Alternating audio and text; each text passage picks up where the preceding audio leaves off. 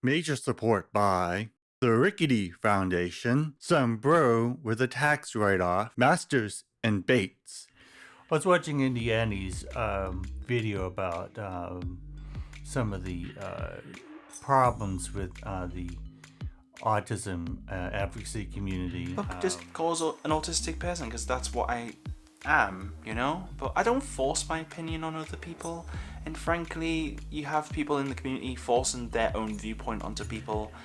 And it just makes things uncomfortable for me personally in the autism community. And it makes it toxic. To be frank with you, I don't really care about, what people say. I feel as long as conversations are being had about autism that are in a constructive way and people are being nice to each other and, conversations going well, then if someone says person with autism, we shouldn't be triggered by it and go, you shouldn't be saying that. Oh, autistic person. It's just like, it's not right.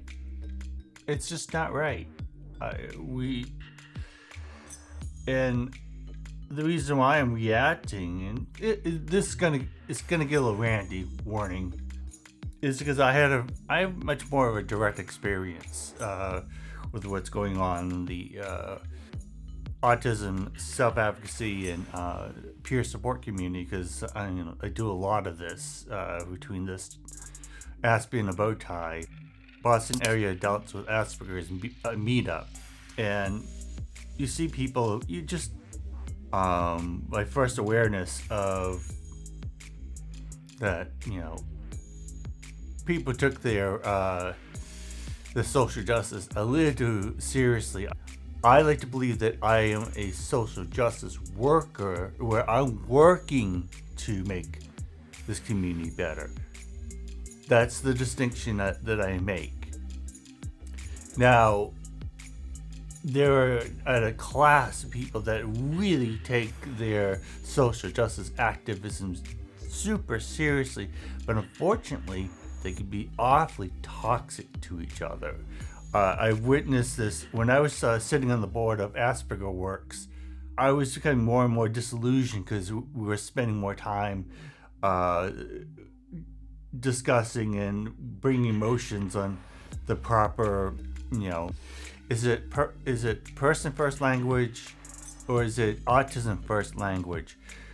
A lot of what we were supposed to do in develop programs that just kept getting pushed to the wayside, one-upping each other on political correctness, just spoke to how dysfunctional that board of directors was, and that was discouraging to see us turn against each other instead of staying focused on the mission at hand, which is to do what we can to support each other, do what we can to be out and vote and take political action so that our conditions better. You look at like Facebook groups. Oh, this is so terrible. This is so toxic. I was on a Facebook group, I forget which one it was, where the admin tore into me because I had no position of being a self-advocate because of white privilege. White privilege? White privilege. I didn't choose to be white. That wasn't my choice. This is the way I arrived on this earth. This is what God intended.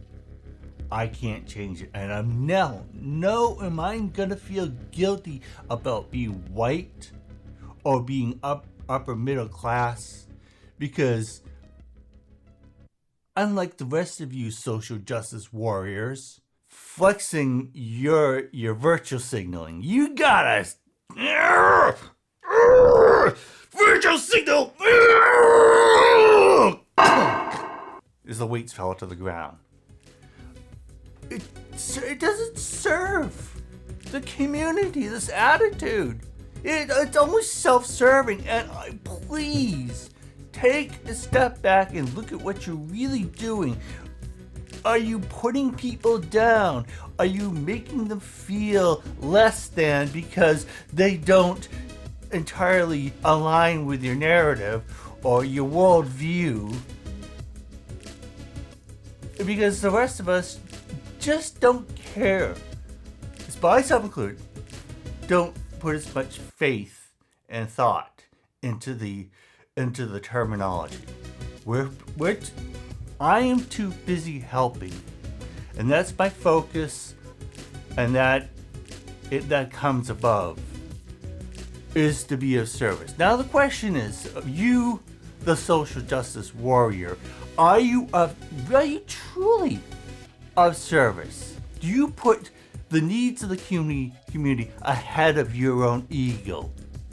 I want you to pause. Think about it. Answer this question honestly. If you can't answer this question honestly, I don't know what to say. Are your motives to serve your own ego and make you feel really superior to other people? Or are you really, really passionate and your actions speak louder than your words? Which is it? Because we need more of the social justice workers and very much fewer of the social justice warriors. And let me just rant a bit about this need, this obsessive need to use the right terminology. Well, most of this terminology is at a master's graduate level. It's unfair. It's really unfair for people. Did you ever think that these terms, this grammatical awkwardness, this multi-syllable word soup, is easy for somebody with other conditions beyond autism, like nonverbal learning disabilities, dyslexia, and other learning disabilities try to pronounce this, and while you're use the right word, use your right words. That's mean. That's mean. And I think you should take a good look at yourself and see if your attitudes are really helping. Because right now, the stakes are high. In the United States, we have a president that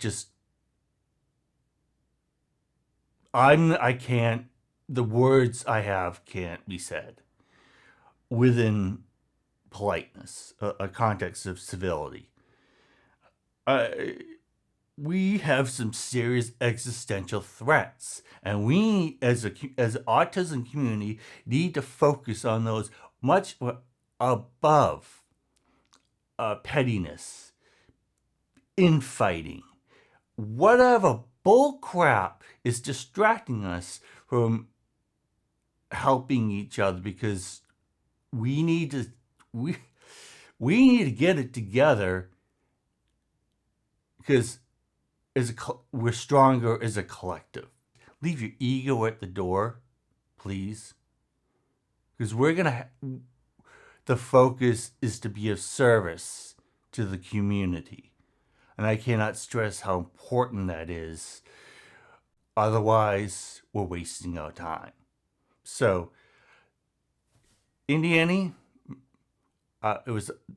this is my very strongly worded, heartfelt reaction to your video. Sorry, if it did rant, I'm sorry. But I think hopefully we'll agree on the state of affairs, that the focus needs to be shifted to serve the community over virtual signaling. So that's it in a nutshell. I am on a mission to reach all autistics and all neurotypicals on YouTube.